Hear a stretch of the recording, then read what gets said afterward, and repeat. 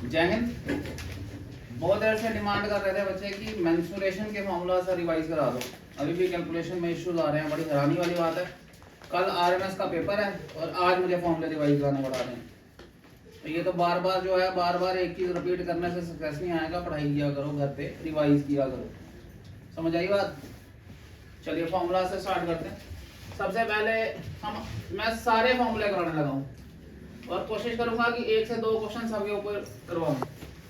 सबसे पहले आ जाएगा स्क्वायर। ठीक है, नोट डाउन करने की जरूरत नहीं है, वीडियो है, वीडियो से बाद में देख लेना, सुनते जाओ बस। थोड़ी सी स्पीड रखेंगे क्योंकि पूरा लेक्चर कंप्लीट करना है। स्क्वायर की सारी साइडें बराबर होती हैं। अगर ये ए है, ये भी ए है, ये भी ए और ये भी ए है। अगर मैं यहाँ से किसी जानवर को छोड़ दूं, वो इसके ऊपर चलता जाए, तो जो डिस्टेंस वो ट्रेवल करेगा यहाँ से यहाँ पहुंचे, किसी पॉइंट से भी किसी पॉइंट पे चलने पर, इसको पेरीमीटर कहते हैं। पेरीमीटर ही सर्कल में सर्कमफ्रेंस कहलाता है। तो सर्कल के बारे में जब डिटेल बताऊंगा तो उसमें और ऐड करूंगा। पेरीमीटर इसका 4 टाइम ए हो गया। कई बार एक्स लिखा होगा तो 4 टाइम एक्स हो गया। पेरीमीटर कोने को रिप्रेजेंट करता है, बॉर्डर को। अगर आप कोई फ्रेम लगा रहे हैं, फ्रेम का बॉर्डर वो पेरीमीटर होता है। अगर आपके पास एक ग्राउंड है, ग्राउंड में आपने तार लगाई, वो पेरीमीटर का क्वेश्चन है। बट ग्राउंड में आपने कागज लगाया, सपोज एक फ्रेम में आपने शीट लगाई, तो शीट ने पूरे के पूरे एरिया को कवर किया, ये एरिया का क्वेश्चन है। ग्राउंड में आपने खेती की, ट्रैक्टर चलाया, हल चलाया, वो एरिया का क्वेश्चन है। कितने जगह पर ट्रैक्टर चला, वो एरिया का क्वेश्चन है। दीवार है, उसको पेंट किया, वो एरिया का क्वेश्चन है। मगर दीवार को पट्टी लगाई चारों तरफ, वो पेरीमीटर का क्वेश्चन है। पेरीमीटर के क्वेश्चन में और एरिया के क्वेश्चन में डिफरेंस समझना जरूरी है कि वो मांग क्या रहे हैं। क्वेश्चन जनरली मांग कुछ रहा होता है, हम निकाल कुछ रहे होते हैं। पेरीमीटर लेंथ है, लंबाई है, इसका यूनिट हमेशा सेंटीमीटर या मीटर स्क्वायर होगा। सॉरी, सेंटीमीटर होगा खाली, क्योंकि लेंथ की लंबाई है, या सेंटीमीटर या मीटर। बट यही क्वेश्चन अगर एरिया में होता तो ये a इंटू ए होता है, दैट बिकम्स ए स्क्वायर। और इसका यूनिट या तो सेंटीमीटर स्क्वायर होगा या मीटर स्क्वायर होगा। तो यूनिट का ध्यान रखना है कि जो स्क्वायर का यूनिट है वो एरिया का यूनिट है, क्यूब का जो यूनिट है वो वॉल्यूम का यूनिट है। तो यूनिट देख के बताया जा सकता है कि ये एरिया क्वेश्चन है, ये लेंथ का क्वेश्चन है, या ये वॉल्यूम का क्वेश्चन है। जब भी एमसीक्यू करो नीचे ऑप्शन में चेक कर लो कि उन्होंने मीटर स्क्वायर दिया हुआ है। अगर उन्होंने मीटर स्क्वायर दिया हुआ है, इसका मतलब एरिया का क्वेश्चन है। अगर नीचे जो 4 ऑप्शन हैं उसमें मीटर क्यूब दिया हुआ है, इसका मतलब ये वॉल्यूम का क्वेश्चन है। तो यूनिट देख के भी पता चल जाता है। अगर नहीं क्वेश्चन समझ आ रहा कि क्या मांग रहे हैं, तो यूनिट को देखो, यूनिट देख के भी पता चल जाता है ऑप्शन में से कि ये किसका क्वेश्चन है। कई बार वो सिर्फ यूनिट टेस्ट करना चाहते हैं, आपको आंसर होगा सपोज 100, एक बार लिखेंगे 100 मीटर, एक बार लिखेंगे 100 मीटर स्क्वायर। अब सिर्फ यूनिट का ध्यान रखना है, आंसर वही है। तो यूनिट की गलती करते ही क्वेश्चन गलत हो जाएगा। तो इसलिए यूनिट्स पे ध्यान देना बहुत इंपॉर्टेंट है, और स्पेशली मेंस्ट्रुएशन जैसे चैप्टर में तो बहुत जरूरी है। पॉइंट समझ गए जी सारे? Yes sir. ओके, दूसरा आ गया रेक्टेंगल। ये लेंथ आ गई, ये ब्रेड्थ आ गई।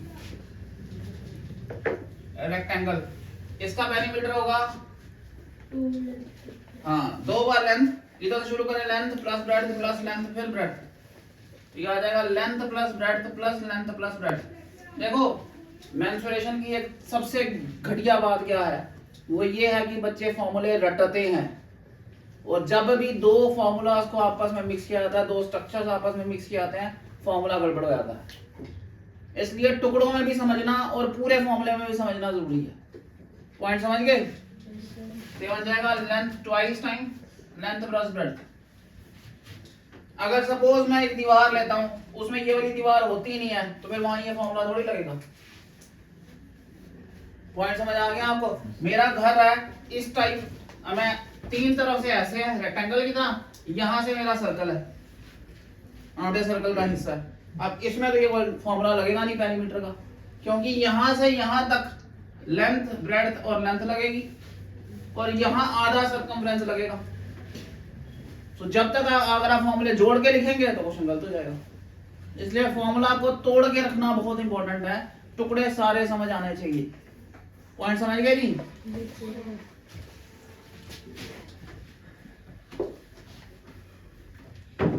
रेक्टेंगल तक समझ आ गया।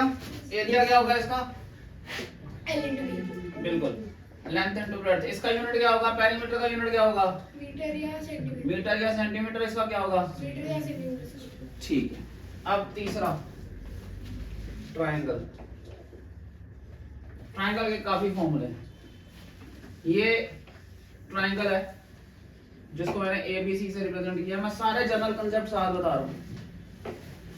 कैपिटल ए के सामने वाली साइड को स्मॉल ए से रिप्रेजेंट करते हैं, कैपिटल बी के सामने वाली साइड को स्मॉल बी से, कैपिटल सी के सामने वाली साइड को स्मॉल सी से। पॉइंट समझ आ गया जी? सपोज ये मेरा अल्टीट्यूड है, अल्टीट्यूड हो गया परपेंडिकुलर, इसको हाइट बोलेंगे। एरिया आ जाएगा half of base A into altitude. मैं फॉर्मूला लिख देता हूं, half of base into altitude.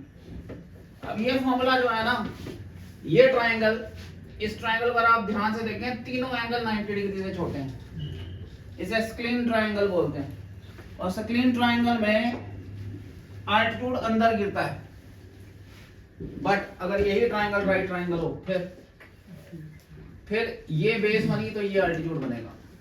तो यहाँ पे अल्टीट्यूड जो है, अल्टीट्यूड को एक्स से रिप्रेजेंट किया। यहाँ परपेंडिकुलर ट्रायंगल की साइड के ऊपर ही बढ़ गया, यहाँ ट्रायंगल की साइड पे ही अल्टीट्यूड आ गया। फॉर्मूला इसमें भी सेम रहा, half of base into altitude. मगर ये ट्रायंगल कौन सा है? राइट ट्रायंगल है। अब यही ऑब्ट्यूज ट्रायंगल हो जाए तो और क्वेश्चन मुश्किल हो गया। ये बेस है, इसका अल्टीट्यूड इस ट्रायंगल के बाहर जा रहा है, ये इसका फॉर्मूला होगा हाफ ऑफ ये ए, ये बी, ये सी है, half of base into altitude. इसका अल्टीट्यूड जो है वो एक्सटर्नल अल्टीट्यूड है, और ये बहुत जगहों पे लोगों को दिखता ही नहीं है।